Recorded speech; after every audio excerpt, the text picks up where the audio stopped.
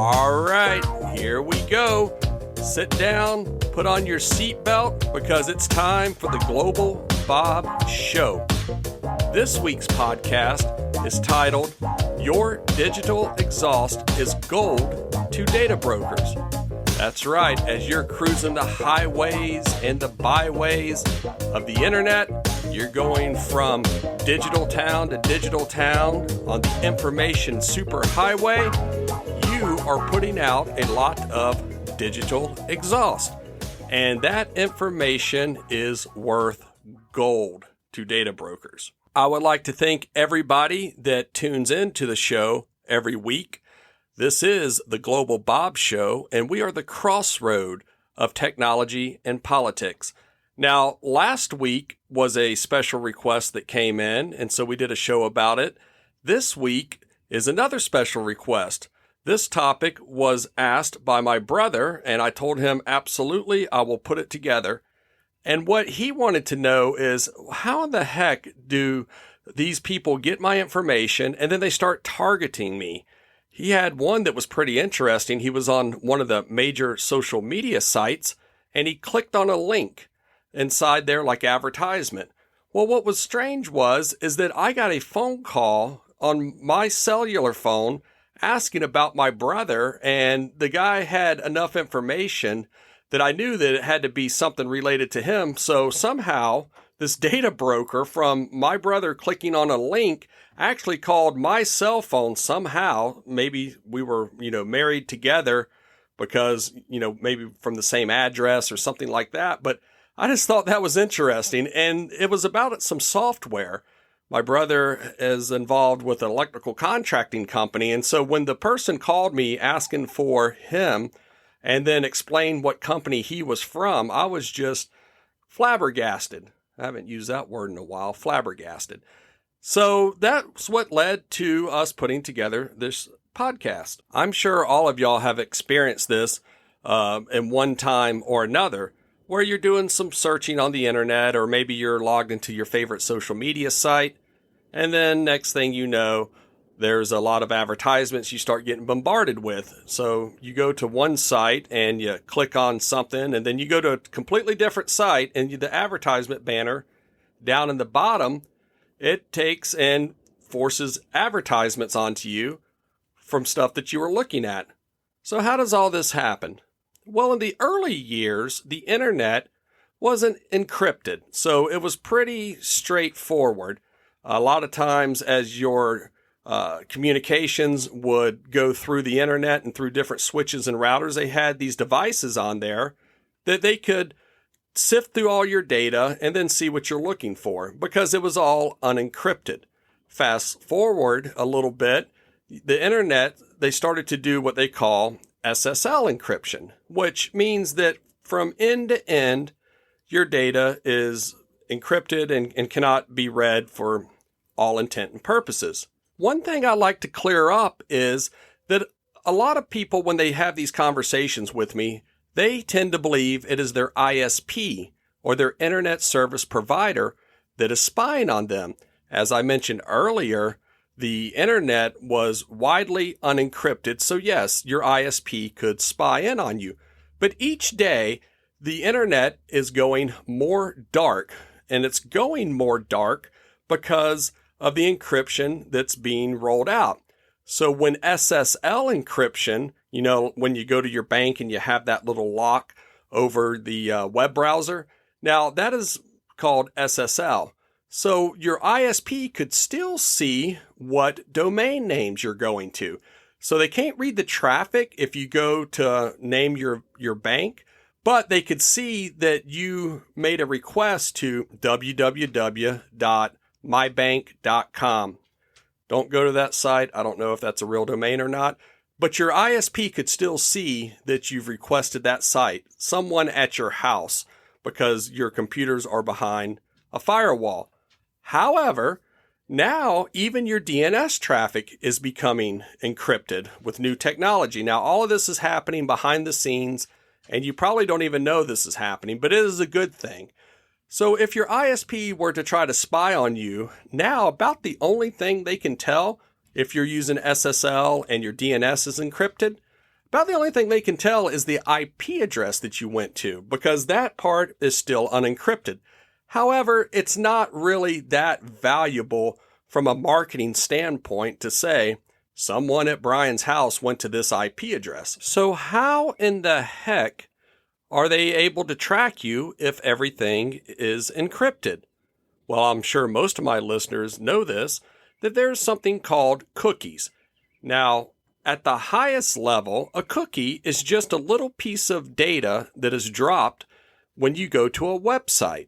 If you were to go to AOL.com, well, AOL could drop a cookie into your web browser. Then, if you go to another site, that site could request the cookie and see that you went to AOL. Now, as always, I'm oversimplifying all of this, and cookies have been around for a very long time. But not all cookies are bad. Tracking cookies, well, if they're used for bad purposes, they could be bad. But when you log into a site, there's also good cookies. These cookies are called session cookies. And session cookies allow you to log into a site and then move around the site to all the different pages without having to relog back in. So if we didn't have session cookies, then every time you clicked on a link in a site, as you navigated around your bank site or your shopping site, you'd have to keep logging in. So please don't think that cookies are bad. And that's why you don't want to block all cookies. Marketeers know that web browsers are starting to look at cookies that come down, and they warn the user that possibly this could be a tracking cookie. And also there are various extensions, which are little programs you can load onto your browser that will keep the cookies that are deemed good cookies and then block the cookies that are considered bad cookies. Now there's technology that's coming out of which they don't need to put a cookie on your computer to be able to track you. And I find this very interesting. They're able to fingerprint the device that goes to the website. I'm going to keep this pretty simple. So basically this is how it works. All devices are not the same. If I have two iPads that are brand new out of the box that came off the assembly line, one after the other, they have the exact same version of iOS and Chrome or whatever Safari web browser, those two devices have a different enough fingerprint that can be established remotely to tell them apart. This is called fingerprinting. And basically what happens is that your device, when it goes to the website, downloads a little bit of code that profiles that device. It can find out things like what's the resolution of your screen. You know, that's how clear your screen is. It can tell how your device handles encryption. It can tell different nuances between the devices, and they're really, really good to fingerprint that device. So even though a cookie's not dropped on that device, they know that if you go to one site and then go to the other site, the fingerprints match. The next way you're tracked across the internet, and this is probably the primary way when you have those deja vu moments, like when you're talking to somebody and next thing you know, you start getting advertisements for it, or you go from one site to the other and here comes a big bombardment of advertisements, are apps that track.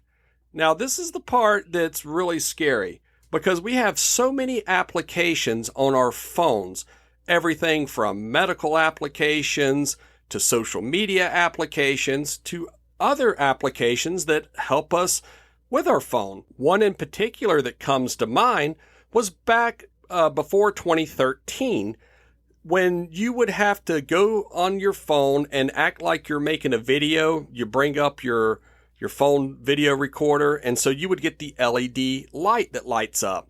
Now it's built into the operating system. On my iPhone, I swipe up with my thumb, I click the flashlight button, and here comes the bright LED light. Very useful. But before that was embedded inside the operating system, somebody created an app called Flashlight. Lots of people downloaded the Flashlight app. Well, in 2013, researchers started looking at this Flashlight app, And once they got up under the hood of it, they noticed that not only was it turning on the LED light on your phone, but it was also sending your GPS coordinates and your device ID back to the person that developed this app. There's been lots of these applications that you download them to do one thing, and then researchers uncover them to say, wait a second, why does that need access to my geolocation? Another one was one called HD Wallpaper. Now, I remember I actually had this one downloaded. This was back whenever I had my Android phone. And these are all older applications. Well, when you would launch that app, you could take and create this cool little wallpaper and it would be animated. Well, on that particular one, it was sending home to the manufacturer of the app your device ID, which is a very unique, kind of like a serial number, and your complete contact list. Move forward a little bit. One of the major app crazes that came out was Angry Birds. And Angry Birds, in its early version, would do your device ID and also your location.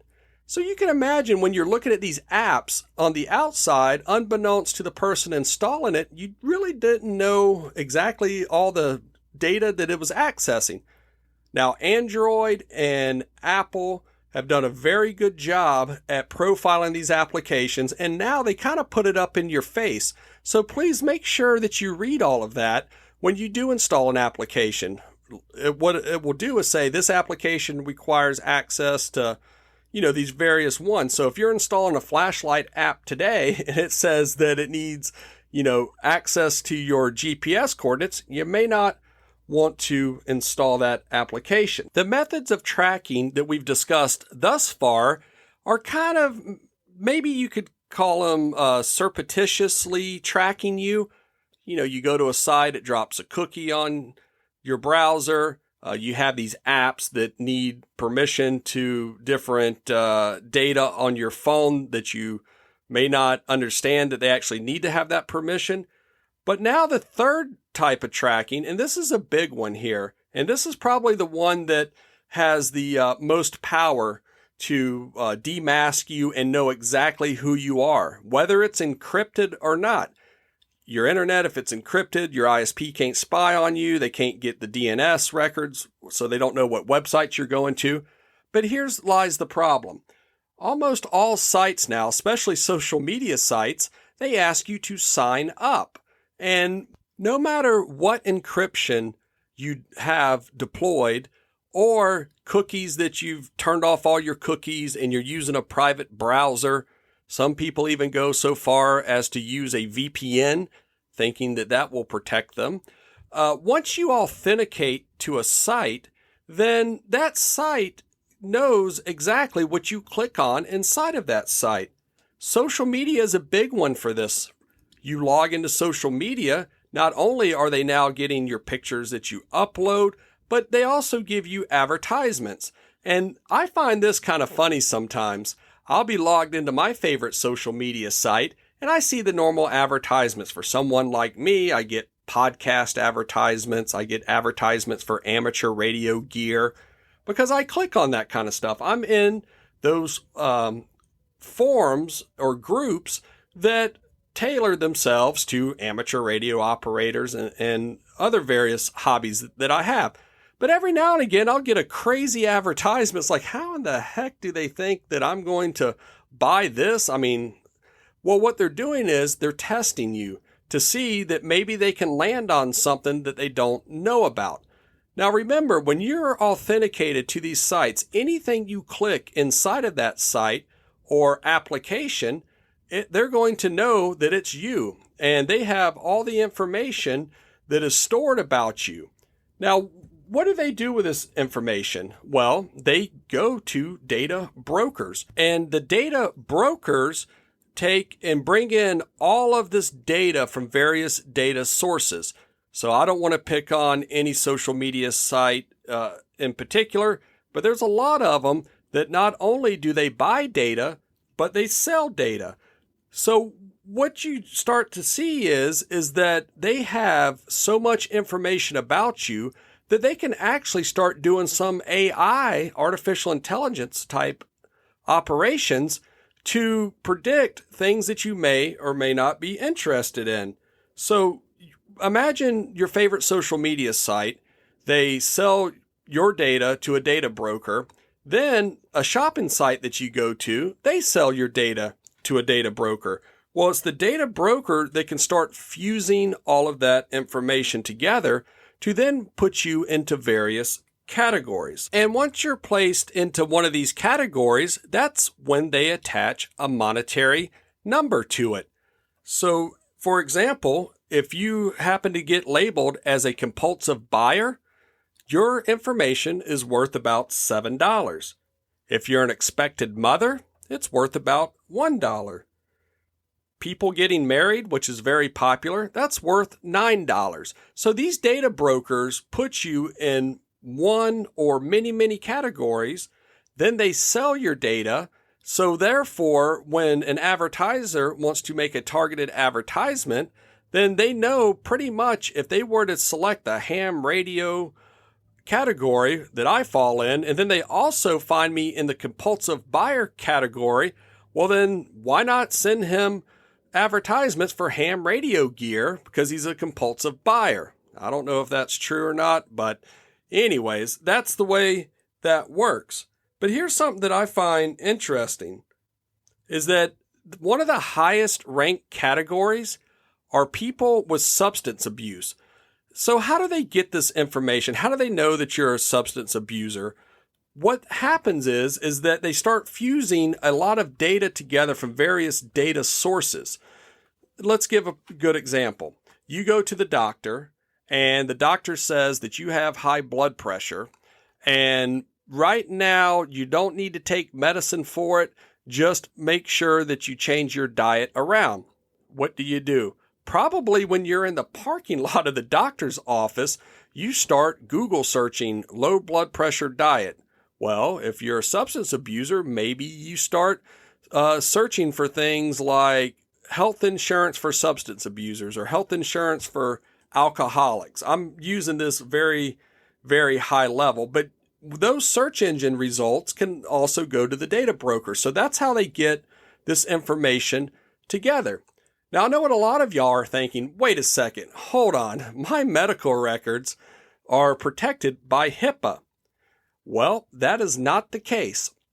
HIPAA controls the information between the patient and the doctor, the patient, and say the insurance company.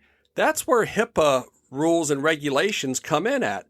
But if you go to your favorite medical website and you authenticate, so I log in as globalbobshow@gmail.com, and I start searching for high blood pressure or I start searching for heart disease, none of that information is protected by HIPAA. So there is no expectation of safeguards of that data. So basically, you're giving up more medical information probably than what your doctor even knows. So if you're searching for ailments like we all like to self-diagnose, just make sure that you're careful because that data is no longer protected against the HIPAA laws. We've discussed how your data can be used for targeted advertisement. We've talked about how these apps and social media sites and search engines may know about your ailment before your doctor does. Now, one of the things I find a little disconcerting is that if the government wants to take a peek inside your cell phone or your computer at home or iPad, well, then they need to go out and get a search warrant. Here in America, we have very mature laws that state that the government just cannot come in and tap your communications. So we have a reasonable expectation of privacy, and we're also protected against searches and seizures.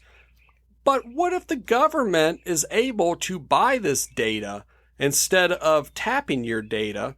Then that could be a way for them to get access to information about you without having to go through the standard legal system.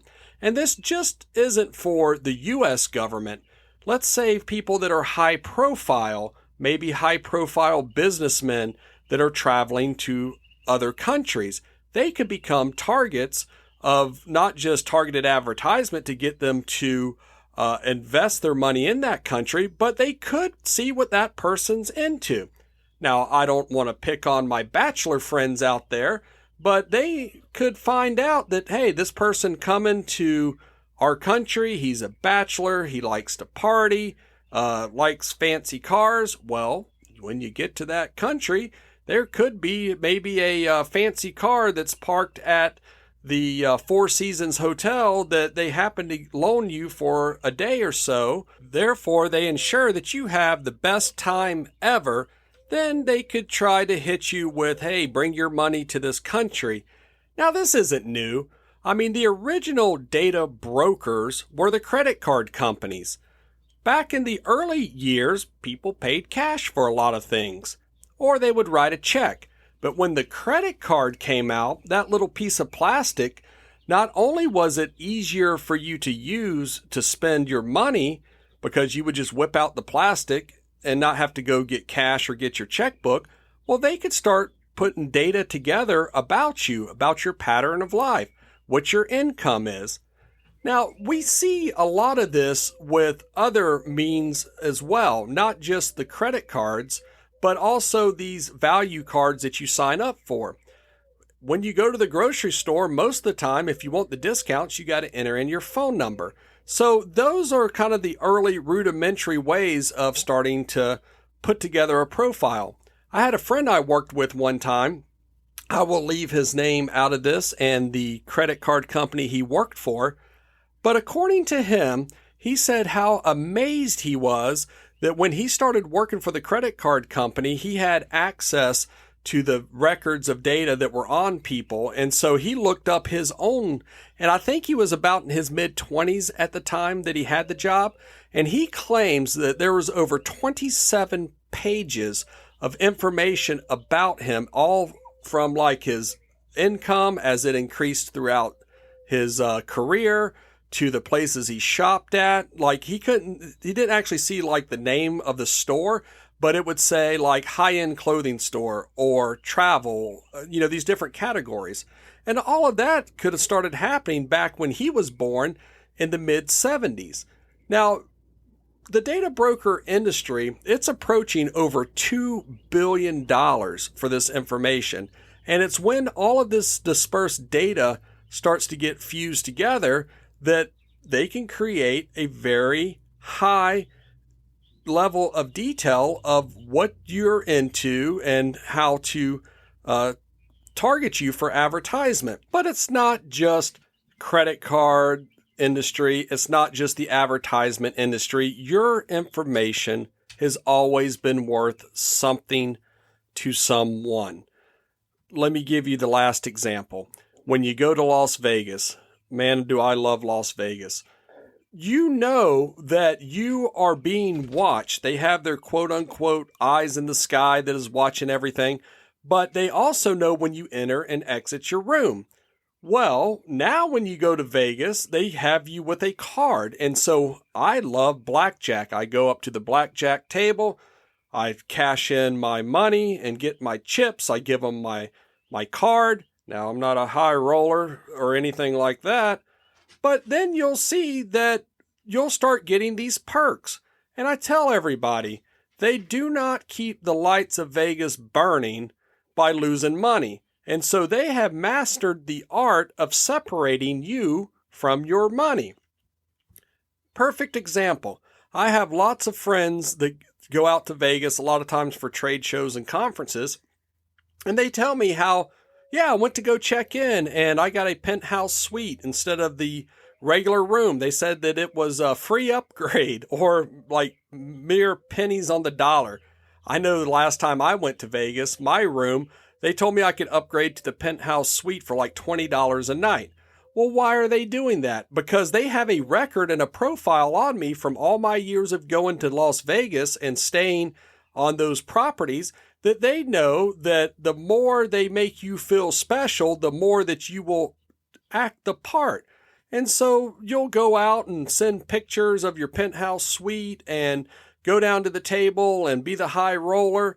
But all of that is very highly calculated. They're doing that because they know that the more they make you feel comfortable and special, the more money you are likely to spend. Now, my last trip to Vegas, I was out there with my wife and my mom, and so we went and saw a lot of sights around there, and I didn't do a lot of gambling. So I think for the $20 a night that they charged me for the upgrade of the room, they probably lost money on that. Just kidding. Those guys are always making money.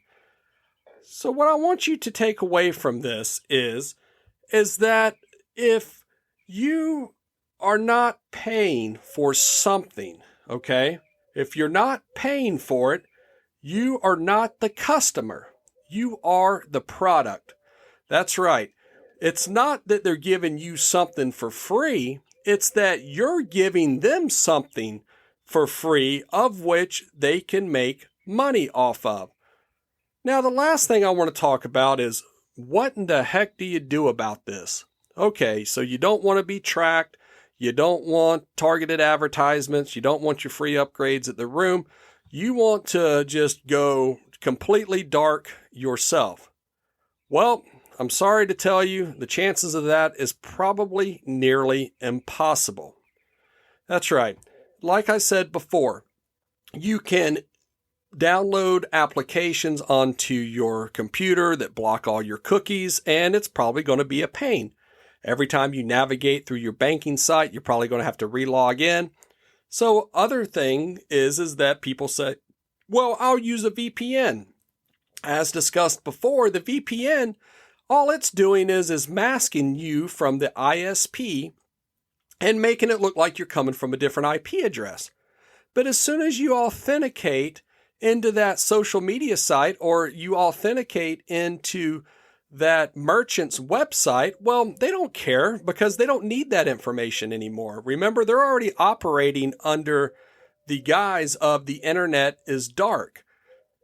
That's why I tell people that, to completely get off the grid, you pretty much need to ditch everything electronic, and you probably just would not be able to actually transact business. I mean, even my car, I have an electric car that has a modem in it, a cellular modem that's sending information back.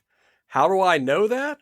Well, I got a letter in the mail that said that I needed to bring my electric car in so they could upgrade the cellular module. With that information, they know my VIN number, they know where the car parks at, they know probably the radio stations I'm listening to in the car. Hopefully they've tagged the Global Bob Show podcast, but all kidding aside, there's so much connectivity and so much data that's flowing around about you that it's very, very hard just to go dark. I mean, how do you even access your funds? I know people say that you can have cash inside your, a safe or in your pocket, but how many of y'all actually get a paycheck that's a paper paycheck? One last thing I'll leave you with, I had a very dear friend of mine who's no longer with us anymore, and he was in a trade that he wanted people to pay them with a check, and he would go to the bank where that check was drawn on, and he would cash the check. Now, a few years ago, he's been gone for about 3 years, but a few years ago, he got so upset because he said the last bank that would cash a check for him now wanted him to open up an account, and if he didn't open the account, that they would need his thumbprint, and he would have to pay like a $5 or $10 transaction fee to cash a check. Well, why is that? Because that's probably what that information is worth to the bank. So if they gave him free check cashing, then they would need to sell his data to make up for those services. So he didn't want to sign up for the account. So instead, they're going to charge him $10 or whatever it is. Now, the whole idea behind this isn't to get everybody scared and spun up. What I want you to realize is just the amount of data that's out there and what the value is of that data. So think about that when you're signing up for the rewards clubs and you're signing in to these various websites that say click here to log in with your social media credentials or log in with whatever credentials it is. There's a reason why they're needing that information: age, gender, ethnicity, because they can package that data up and sell it, so therefore you don't have to pay for it. Like I said, if you're not paying for it, you're not the customer, you are the product. And with that, I'd like to say to everybody, have a great week. Continue to cruise the highways and byways of the internet and navigate cyberspace and put your digital exhaust out everywhere. But just know that information is worth gold. I would like to thank everybody who continues to tune in. You can find me out on Twitter at Global Bob Show. We now have a Facebook page. It's Global Bob Show. Or you can email if you have any recommendations or if you'd like for me to go in deeper with anything I've talked about. globalbobshow@gmail.com. Get your Global Bob merch at shop.globalbob.com. And we will see you all next week.